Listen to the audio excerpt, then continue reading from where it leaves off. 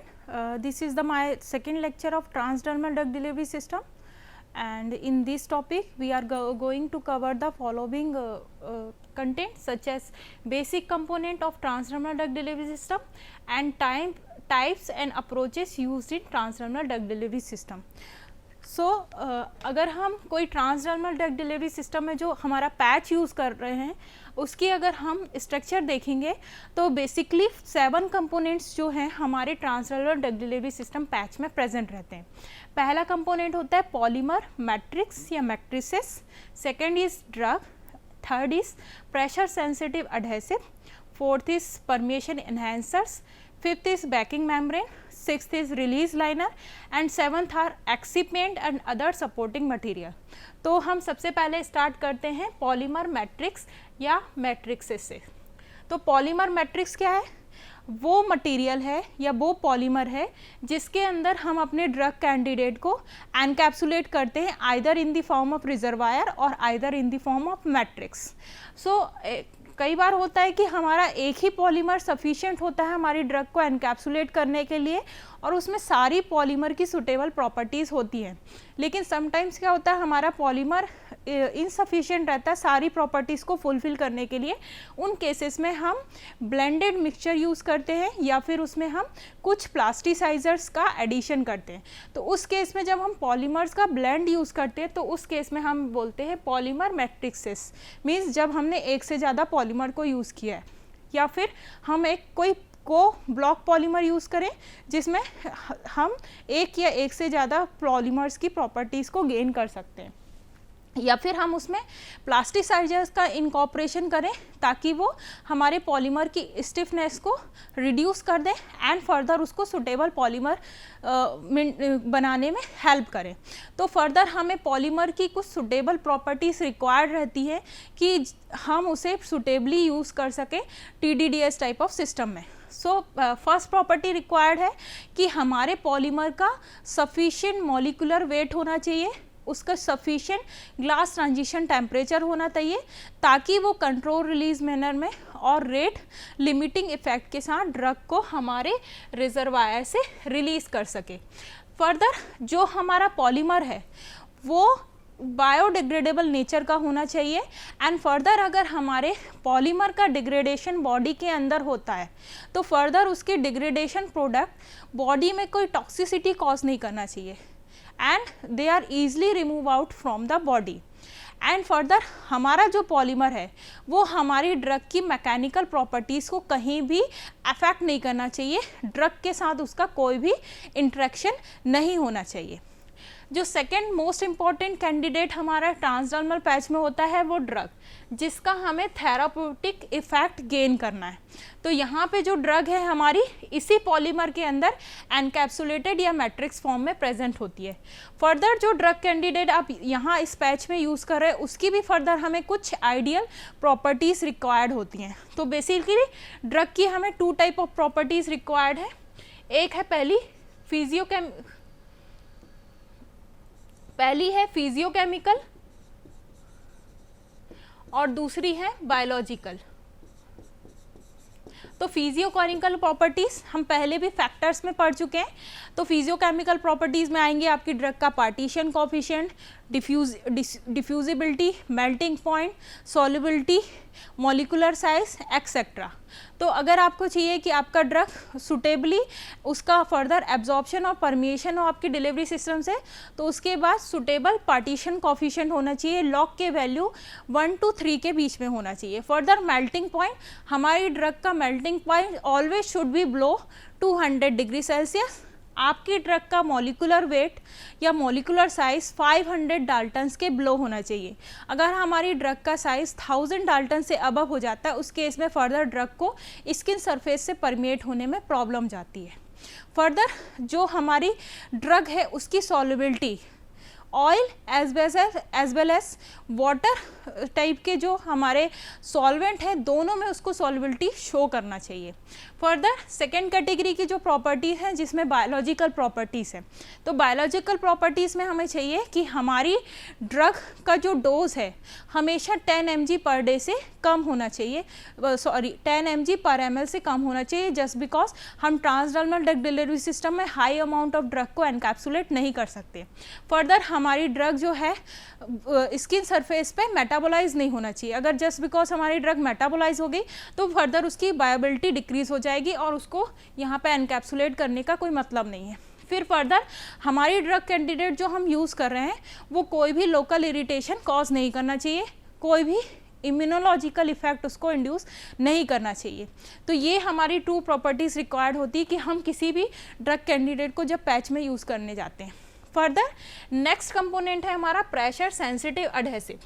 Pressure sensitive adhesive वो material होते हैं जिसको हम ट्रांसडर्मल पैच में यूज़ करते हैं ताकि ये एडहेसिव लेयर हमारी स्किन सरफेस और जो हमारा ट्रांसडर्मल पैच है दोनों के बीच में एक इंटीमेट कांटेक्ट बनाए और उसको होल्ड अप करे लॉन्ग टाइम के लिए on the skin surface.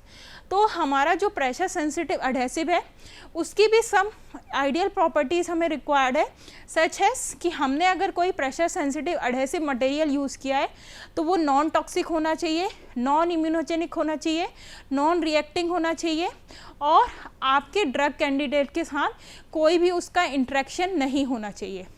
Further अगर हमने एडहेसिव मटेरियल की लेयर को यहाँ हमारे पैच में लगाया है तो वो फर्दर ईजिली पील ऑफ होना चाहिए कि जब हमने उसको लगाया है तो वो इंटीमेट कांटेक्ट तो हमारी स्किन सरफेस से फॉर्म करे, लेकिन जब हम उसको रिमूव आउट करें तो एडहेसिव मटेरियल का कोई भी पार्ट रिमेन ना रह जाए हमारी स्किन सरफेस पे और उसको वॉश ऑफ करके निकालने की रिक्वायरमेंट ना पड़े। तो प्रेशर सेंसिटिव एडहेसिव की कैटेगरी में हम 3 टाइप्स ऑफ एडहेसिव मटेरियल्स को यूज़ करते हैं, जिसमें पहले हैं फर्स्ट कैटेगरी है पॉलीआइसोब्यूटाइलिन बेस्ड एडहेसिव जिनका ग्लास ट्रांजिशन टेम्परेचर -62 होता है। सेकेंड कैटेगरी है एक्राइलिक एडहेसिव जिनका ग्लास ट्रांजिशन टेम्परेचर -55 to -15 होता है। एंड थर्ड कैटेगरी है सिलिकॉन बेस्ड एडहेसिव जिनका ग्लास ट्रांजिशन टेम्परेचर -127 होता है। फर्दर हमारी फोर्थ कंपोनेंट जो आप ट्रांसडर्मल डिलीवरी सिस्टम में यूज़ करते हैं वो होता है परमिएशन इन्हेंसर्स। अब परमिएशन इन्हेंसर्स क्या होते हैं? तो परमिएशन इन्हेंसर वो केमिकल सब्सटेंस है जो आपकी स्किन परमेबिलिटी को रिवर्सलिबली अल्टर कर देते हैं बाय द डैमेजिंग और by the altering the lipid organisation and the nature of stratum corneum and further reduce the diffusion resistance of stratum corneum। तो इनका मेन काम क्या होता है कि कैसे भी करके जो स्ट्रेटम कॉर्नियम की बैरियर प्रॉपर्टी है उसको कहीं ना कहीं डिस्टर्ब करना, अल्टर करना, ताकि हमारे ड्रग या परमिएट के लिए सुटेबल चैनल्स या सुटेबल पोर्स क्रिएट हो सके एंड फर्दर उसका परमिएशन इन्हांस हो जाए। तो इस कैटेगरी में नंबर ऑफ कैंडिडेट हैं जो परमिएशन इन्हांसर्स की तरह यूज़ होते हैं। अगर हम अकॉर्डिंग टू लिटरेचर देखें तो still 275 more than 275 agent as a chemical permeation enhancers use होते हैं। तो इसमें सबसे मोस्ट सुटेबल जो परमिएशन इन्हेंसर कैंडिडेट है वो है हमारा वाटर जो होता है स्ट्रेटम कॉर्नियम को हाइड्रेट कर देता है। हाइड्रेट करने के कारण जो सेल्स होती हैं फुली हाइड्रेट हो जाती है और उनके बीच में पोर्स एंड चैनल्स क्रिएट होते हैं जो कि सुटेबली परमिएट कर सकते हैं hydrophilic as well as lipophilic type of drug. They further increase the fluidity of intracellular bilayer also. In second category में हमारे आते हैं organic solvent type of material जिसमें आपके आते हैं पॉलीऑल्स, पॉलीइथाइलिन ग्लाइकॉल्स वगैरह। सेकेंड कैटेगरी इसमें है हमारी एल्कोहल्स की जिसमें आपके इथेनॉल, मिथेनॉल वगैरह, सॉर्बिटॉल वगैरह आते हैं। एंड थर्ड कैटेगरी है हमारी सल्फॉक्साइड जिसमें आपका आता है डाई मिथाइल सल्फॉक्साइड। तो ये तीनों कैंडिडेट क्या करते हैं, जो हमारी डेंस प्रोटीन स्ट्रक्चर होती है क्रेटिनिन की क्रेटिनोसाइट्स पे, उसको ओपन अप कर देते हैं, जिसके कारण पोर्स ओपन हो जाते हैं और सेल्स का ईजिली परमिएशन हो जाता है। फर्दर अगर हम इन कैंडिडेट्स को हमारे ड्रग्स के साथ या ड्रग कैंडिडेट या परमिएट के साथ इनका को ट्रांसपोर्ट करते हैं, तो ये फर्दर हमारे ड्रग कैंडिडेट का परमिएशन कोफिशिएंट जो होता है उसको फर्दर इंक्रीज कर देते हैं, जिसके कारण फर्दर उसका परमिएशन इन्हेंस हो जाता है। फिर थर्ड कैटेगरी में आते हैं हमारे फैटी एसिड। फैटी एसिड में आते हैं आपके ऑलिक एसिड, लिनोलिक एसिड। ये क्या करते हैं, हमारी जो फ्लूडिटी होती है लिपिड्स की उसको अल्टर कर देते हैं एंड फर्दर परमिएट के परमिएशन को इन्हेंस कर देते हैं। फर्दर आते हैं हमारे टर्पीन्स। टर्पीन्स में आपके आते हैं arachis oil, eucalyptus oil and castor oil and etcetera. इस टाइप के टर्पीन्स जो होते हैं हमारे इंट्रासेलुलर लिपिड्स जो होती है उसके पोलर पाथवेज को ओपन कर देते हैं और हाइड्रोफिलिक जो ड्रग होती है उनके परमिएशन को इन्हेंस करते हैं। फिर फर्दर ऐसे ही होते हैं surfactants, further azones and phospholipid. There are many number of permeation enhancers available. फिर आती है हमारी बैकिंग मेम्ब्रेन। बैकिंग मेम्ब्रेन हमारी जो अपर मोस्ट लेयर होती है इसको बोलते हैं बैकिंग मेम्ब्रेन। बैकिंग मेम्ब्रेन का मेन पर्पस होता है कि जो हमारा पैच है उसको ड्यूरिंग द ट्रांसपोर्ट और during the storage protection provide कराना, ताकि हमारा जो ड्रग है उसका लीकेज हमारे डोसेस फॉर्म से ना हो सके एंड फर्दर इन्वायरमेंटल फैक्टर जो हैं जैसे केमिकल, फोटोलाइटिक फैक्टर, इनसे उसे प्रोटेक्शन मिल सके। तो फर्दर ये हमेशा इंश्योर करता है कि आपका जो ड्रग का परमिएशन है यूनी डायरेक्शनल हो, मींस ड्रग हमारा टुवर्ड्स द स्किन ही जाए, अपोजिट डायरेक्शन में ना जाए। तो ये इसका काम होता है बैकिंग मेम्ब्रेन का कि ये इंश्योर करके रखती है कि ड्रग हमारी अपोजिट डायरेक्शन में जाए। बैकिंग मेम्ब्रेन जो होती है हमेशा इम्परमेबल मटेरियल की बनाई जाती है, जैसे एल्यूमिनियम फॉयल की या प्लास्टिक मेटेलिक लैमिनेट्स की and further plastic laminates along with the occlusive base plate और plastic laminate along with the absorbent paste. Further होते हैं रिलीज लाइनर। तो जो आपका एडहेसिव लेयर होता है उसके नीचे एक लेयर लगाई जाती है, इसको हम बोलते हैं रिलीज लाइनर। रिलीज लाइनर को हम तभी रिमूव करते हैं जब हम एडहेसिव पेज को स्किन सरफेस पे अप्लाई करने जाते हैं। बिफोर दैट रिलीज लाइनर हमेशा इंश्योर करता है कि आपके जो एडहेसिव लेयर है उसकी एडहेसिव स्ट्रेंथ को बनाए रखे एंड फर्दर इन्वायरमेंटल फैक्टर से इसका प्रोटेक्शन करे। तो जो रिलीज लाइनर होता है हमेशा ये टेफ्लॉन का या सिलिकॉन का बना होता है एंड फर्दर ये भी एज अ प्रोटेक्टिव बैरियर की तरह वर्क करता है। फर्दर एक्सिपिएंट में क्या होता है कि हमने जब हमारा एडहेसिव पैच बनाया तो उसको मार्केट में डिलीवर करने से पहले हम उसको एक प्रोटेक्टिव पाउच वगैरह में रखते हैं। तो ये प्रोटेक्टिव पाउच भी हम further metallic, plastic and further material का बनाते हैं ताकि उस पर हम कुछ ना कुछ इम्प्रिंटिंग कर सके हमारे मटेरियल से रिलेटेड। फर्दर समटाइम्स चाहिए कि हम हमारे पैच से रेट कंट्रोलिंग मैनर में ड्रग का रिलीज़ करें, तो फर्दर उसके लिए भी हम उसमें रेट कंट्रोलिंग पॉलीमर मेम्ब्रेन लगाते हैं जो फर्दर ड्रग को रेट कंट्रोलिंग मैनर में रिलीज़ करती है। उसके बाद हमारे आते हैं types and approaches used in transdermal drug delivery system. तो ट्रांसडर्मल पैच में मैंने आपको बता दिया था पहले ही कि पैच क्या होते हैं। ये एक मेडिकेटेड एडहेसिव पैच होता है जिसको हम स्किन सरफेस पे अप्लाई करते हैं to deliver the drug in the time release manner और in a control release manner into the bloodstream. तो जो करेंटली पैच मार्केट में अवेलेबल है वो मेनली यूज़ होते हैं पेन मैनेजमेंट के लिए, स्मोकिंग को प्रिवेंट करने के लिए जिनको स्मोकिंग की लत होती है, हार्ट डिसीजेस के लिए, hormone replacement and motion sickness से आपको प्रोटेक्शन प्रोवाइड कराने के लिए। तो there are mainly 4 type of approaches are used. First one is membrane permeation control or reservoir type system. Second one is adhesive dispersion type system. Third one is matrix diffusion control system and fourth is micro reservoir type or micro sealed dissolution system. तो हम सबसे पहले membrane permeation control system से चालू करते हैं। Membrane permeation या moderation type of system, इसमें जो आपकी ड्रग होती है हमेशा रिजर्वायर फॉर्म में प्रेजेंट होती है। रिजर्वायर फॉर्म सभी को पता होगा कि मैट्रिक्स और रिजर्वायर फॉर्म क्या होती है।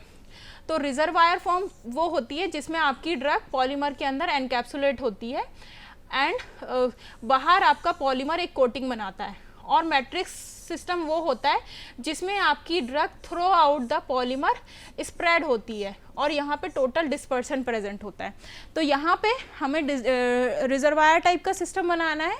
तो रिजर्वायर टाइप सिस्टम बनाने के लिए सबसे पहले हम क्या करते हैं, होमोजेनस डिस्पर्शन बनाते हैं ड्रग का, किसके साथ, पॉलीमर मैट्रिक्स के साथ, जो कि अनलीचेबल फॉर्म में प्रेजेंट होता है, और इस डिस्पर्शन को फर्दर हम एनकैप्सुलेट कर देते हैं इम्परमिएबल मेटालिक प्लास्टिक लैमिनेट के अंदर, एंड फर्दर उसकी फर्दर कोटिंग कर देते हैं रेट कंट्रोलिंग पॉलीमर मेम्ब्रेन से, जो कि इथाइलिन विनाइल एसीटेट कोपॉलीमर की बनी होती है। तो रेट कंट्रोलिंग मेम्ब्रेन का यूज़ डिपेंड करता है कि हमें किस मैनर में ड्रग का रिलीज कराना है, एंड फर्दर अडहेसिव लेयर, एक अडहेसिव लेयर तो हमेशा रिक्वायर्ड है, क्योंकि पैच में जब तक अडहेसिव लेयर नहीं होगी आपका पैच बॉडी में या स्किन सरफेस पे होल्ड ही नहीं कर पाएगा। फिर उसके बाद हम उसमें एक अडहेसिव पॉलीमर अप्लाई कर देते हैं जो इंश्योर करता है कि आपकी डिवाइस स्किन पे प्रॉपरली प्लेस रहे, and from this type of patches जो ड्रग है उसका कॉन्स्टेंट रिलीज मैनर में, ड्रग ज़ीरो ऑर्डर मैनर में रिलीज होती रहती है। तो जो मेम्ब्रेन मॉडरेटेड आपके permeation type of delivery system है, इनसे जो ड्रग का रिलीज़ है वो डिपेंड करता है पॉलीमर के कंपोजिशन पे, परमेबिलिटी कोफिशिएंट जो कि आपका ड्रग का है, थिकनेस, आपने जो पैच बनाया उसकी थिकनेस पे, and further rate controlling membrane और अडहेसिव लेयर पे। तो rate of drug release from this type of system is calculated by the formula dq upon dt equals to CR upon 1 upon PM plus 1 upon PA। यहाँ पे जो dq upon dt है वो है आपका rate of drug release, and CR is the concentration of drug into the reservoir compartment, and PM is the permeability coefficient of rate controlling membrane, क्योंकि यही layer है जो आपकी इंश्योर करेगी कि ड्रग किस मैनर में रिलीज होगी, and PA is the permeability coefficient of adhesive। तो here is the diagram, ये हमारा डायग्राम है जहाँ पे सबसे पहले क्या किया था, हमने विस्कस हमारी ड्रग का डिस्पर्शन बनाया, और एक इस डिस्पर्शन को हमने पॉलीमर जो था हमारा उसके इम्परमेबल पॉलीमर उसके अंदर फर्दर एनकैप्सुलेट कर दिया, नीचे हमने एक अडहेसिव लेयर लगा दी, और ऊपर हमने इम्परमेबल मेटेलिक प्लास्टिक लैमिनेट से उसे कवर कर दिया, और यहाँ पे आपकी ड्रग रिजर्वायर फॉर्म में प्रेजेंट है। इस टाइप की डिलीवरी सिस्टम के जो हमारे एग्जाम्पल हैं वो है नाइट्रोग्लिसरीन रिलीजिंग TDDS, जो कि ट्रांसडर्म नाइट्रो के नाम से मार्केट में आता है। इसको सीवा USA ने बनाया है for the management of angina pectoris. Second one is scopolamine releasing TDDS, जो कि ट्रांसडर्म स्कोप के नाम से आता है सीवा USA का, फॉर मोशन सिकनेस के मैनेजमेंट के लिए। Third one is estradiol releasing TDDS, Estraderm के नाम से आता है, जिसको सीवा USA ने बनाया for the treatment of menopausal syndrome. And fourth one is clonidine releasing TDDS, जो कि कैटाप्रेस के नाम से आता है, जिसको ब्रोहिंगम इनगम कंपनी ने बनाया है। 7 डेज की थेरेपी होती है इसमें for the management of hypertension. And fifth one is prostaglandin derivative TDDS। Second type of approach जो है वो है adhesive dispersion type of system. नाम से ही पता चल रहा है यहाँ पे जो आपकी ड्रग है डिस्पर्शन फॉर्म में प्रेजेंट है। तो यहाँ पे जब हम अपनी ड्रग का रिजर्वायर सिस्टम बनाते हैं तो उसको फॉर्मुलेट करने के लिए सबसे पहले हम क्या करते हैं, drug reservoir is formulated by the homogeneous dispersion of drug with the adhesive polymer. तो यहाँ पे हमने स्टार्टिंग में ही क्या किया, ड्रग का होमोजेनस डिस्पर्शन बनाया और उसको एडहेसिव पॉलीमर के साथ एडअप कर दिया। अब ये एडहेसिव पॉलीमर क्या होते हैं, पॉली आइसोब्यूटाइलिन या पॉली एक्राइलेट वगैरह हम यूज़ करते हैं। फिर इसके बाद जो हमारा ये डिस्पर्शन बना है, इस डिस्पर्शन को हम further solvent casting hot melt method के through flat sheet of impermeable metallic plastic backing पे डाल देते हैं। पहले हमने डिस्पर्शन बनाया पॉलीमर के साथ, फिर इस डिस्पर्शन को हमने फर्दर स्प्रेड कर दिया हमारी इम्परमेबल मेटेलिक प्लास्टिक लैमिनेट पे। अब जब हमारा डिस्पर्शन हो गया और एक थिन लेयर बन गई, अब इस पर हम फर्दर एक thin layer of rate controlling polymeric membrane adhere करेंगे, जो कि फर्दर डिसाइड करेगी कि ड्रग किस रिलीज मैनर में रिलीज होगा and from there drug diffusion mechanism के थ्रू यहाँ से रिलीज होगी। तो इस टाइप की डिलीवरी सिस्टम से अगर हम देखें कि हमारा ड्रग कैसे रिलीज होगा, तो उसके लिए जो फॉर्मूला अप्लाई होता है dQ/dt equals to Ka/R dA upon HA into CR। तो यहाँ पे dQ/dt जो रेट ऑफ ड्रग रिलीज है वो डायरेक्टली प्रोपोर्शनल होता है K/R partition coefficient of drug between the adhesive layer and reservoir. क्योंकि हमने क्या किया, पहले हमारी ड्रग का रिजर्वायर सिस्टम बनाया और उसके ऊपर अडहेसिव लेयर लगाई है, तो दोनों के पार्टीशन कोफिशिएंट पे आपकी ड्रग का रिलीज डिपेंड करेगा। Second, DA diffusion coefficient of drug into the adhesive layer and H inversely proportional to thickness of adhesive layer. तो इसके दो एग्जाम्पल हैं, isosorbide dinitrate releasing TDDS and verapamil releasing TDDS। ये है इसका diagram. हमने यहाँ पे ड्रग का रिजर्वायर बनाया और अपर साइड पे हमने उसकी इम्परमेबल मेटेलिक प्लास्टिक लैमिनेट से कवरिंग कर दी और नीचे हमने एक रेट कंट्रोलिंग एडहेसिव लेयर लगा दी, जिससे आपकी ड्रग रिलीज होके हमारे स्किन के टुवर्ड्स जाएगी। फिर अल्टरनेटिव अप्रोचेस भी इसके लिए हम यूज़ करते हैं। फर्दर हमें चाहिए कि ड्रग और रेट कंट्रोलिंग मैनर में रिलीज़ हो, तो हम यहाँ पे ग्रेडियंट ऑफ ड्रग्स का लेयर ले लेते हैं। एक लेयर जिसमें बहुत ज़्यादा ड्रग है, सेकेंड लेयर जिसमें कम ड्रग है एंड थर्ड लेयर जिसमें सबसे कम ड्रग है। तो फर्दर रेट कंट्रोलिंग मैनर में आपकी drug this type of system से रिलीज़ होती रहती है। थर्ड अप्रोच है मैट्रिक्स डिफ्यूज़न कंट्रोल सिस्टम। तो यहाँ पे हम क्या करते हैं, मैट्रिक्स डिफ्यूज़न कंट्रोल सिस्टम में क्या करते हैं, ड्रग रिजर्वायर बनाने के लिए सबसे पहले हम अपनी ड्रग का होमोजेनियस डिस्पर्शन तैयार करते हैं हाइड्रोफिलिक या लाइपोफिलिक पॉलीमर के साथ। उसको बनाने के लिए हम 3 मेथड्स में से कोई भी मेथड यूज़ कर सकते हैं। पहले हम क्या करेंगे, या तो हम क्या करें, होमोजेनियस डिस्पर्शन के लिए फाइन डिवाइडेड ड्रग ले लें और उसको पॉलीमर के साथ मिक्स कर दें और पॉलीमर में क्रॉस लिंकिंग होगी और यहाँ पे हमारा मैट्रिक्स सिस्टम बन जाएगा। या तो फिर हम क्या करें, डायरेक्टली जो हमारी सॉलिड ड्रग है और रबड़ी जो हमारा पॉलीमर है उसको एलिवेटेड टेम्परेचर पे मिक्स कर दें, या फिर डायरेक्टली हम ड्रग और पॉलीमर को एक कॉमन सॉल्वेंट में डिसॉल्व कर दें और फिर सॉल्वेंट इवोपरेशन मेथड के थ्रू सॉल्वेंट को इवोपरेट कर दें एंड फर्दर ड्रग जो हमारा ये मैट्रिक्स डिफ्यूज़न सिस्टम बना है उसको मोल्डेड करके एक पर्टिकुलर डिस्क की फॉर्म में फॉर्म कर लें। तो जब हमारा तीनों मेथड के थ्रू कोई भी मेथड फॉलो करके हमारा मैट्रिक्स टाइप ऑफ सिस्टम बन गया, उसको फर्दर हम मोल्ड कर लेते हैं स्मॉल साइज़ की या रिक्वायर्ड साइज़ की डिस्क में। इस डिस्क को फर्दर हम पेस्ट कर देते हैं ऑकल्सिव बेस प्लेट पे जो कि इम्परमेबल नेचर की होती है एंड फर्दर हम लास्ट में एडहेसिव पॉलीमर स्प्रेड कर देते हैं जो फर्दर इंश्योर करता है कि आपका डिलीवरी सिस्टम स्किन पे अडहेर रहे। इस टाइप के डिलीवरी सिस्टम का सबसे बड़ा एडवांटेज क्या है कि इसमें डोज डंपिंग नहीं होती। आपका जो ड्रग एक बार में कई बार रिलीज़ हो जाता था रिजर्वायर सिस्टम से, वो इसमें नहीं होता। तो यहाँ हमारा डायग्राम है matrix diffusion type of system का। एग्जाम्पल, इसमें नाइट्रोग्लिसरीन रिलीजिंग TDDS ये मेन एग्जाम्पल है इसका, और ये एंजाइना पेक्टोरिस के मैनेजमेंट में यूज़ होता है। Rate of drug release from this type of system is control is defined by following formula dQ/dt equals to ACP/dP/2T का होल 1/2 स्क्वायर। तो यहाँ पे A जो है इनिशियल ड्रग लोडिंग कंसंट डोज है in the polymer and CP and DP is the solubility and diffusibility of drug into the polymer matrix. ये इसका diagram है matrix diffusion type of system का, जहाँ पे हमने ड्रग का रिजर्वायर बनाया फर्दर पॉलीमर के साथ और ऊपर हमने एक एडहेसिव रिम लगा दी और सबसे ऊपर हमने ऑकल्सिव बेस प्लेट से उसकी कवरिंग कर दी है।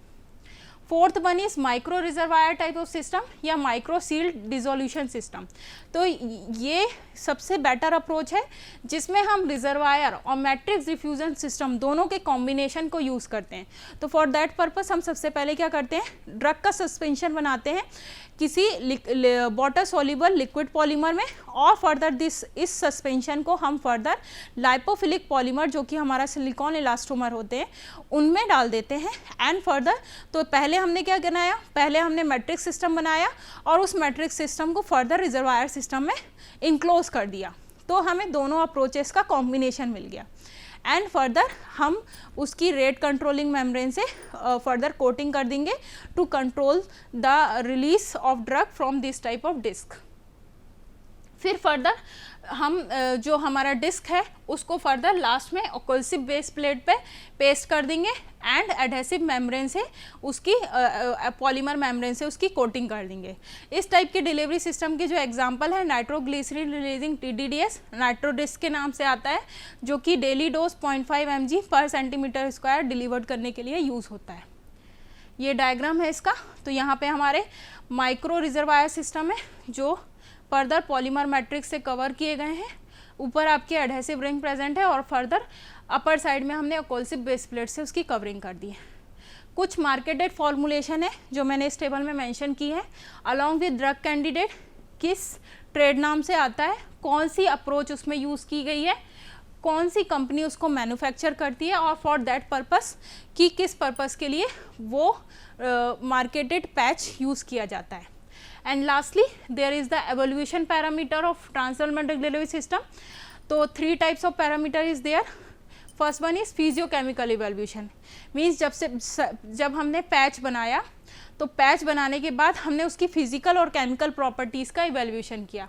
Then in vitro evolution, in vitro की मीन्स हमारे पैच से ड्रग किस मैनर में रिलीज होगी या उसका कितना परमिएशन होगा। And another parameter in vivo evolution, in vivo में हम स्किन इरिटेशन टेस्ट करते हैं कि हमारा पैच कोई इरिटेशन तो कॉज नहीं करता, कर रहा हमारे डिलीवरी सिस्टम के अंदर। And further pharmacological activity test, तो इन वाइवो में हम फार्माकोलॉजिकल एक्टिविटी ये देखते हैं कि सपोज अगर हमने एंजाइना पेक्टोरिस के मैनेजमेंट के लिए लिया है तो वो एंजाइना पेक्टोरिस के मैनेजमेंट को फुलफिल करने के लिए हमारा ड्रग कैंडिडेट पैच की फॉर्म में सुटेबल है कि नहीं है। फिजियोकेमिकल इवैल्यूएशन में हम क्या देखेंगे, थिकनेस, क्योंकि हम देख चुके हैं फैक्टर में कि थिकनेस के इन्वर्सली प्रोपोर्शनल होता है।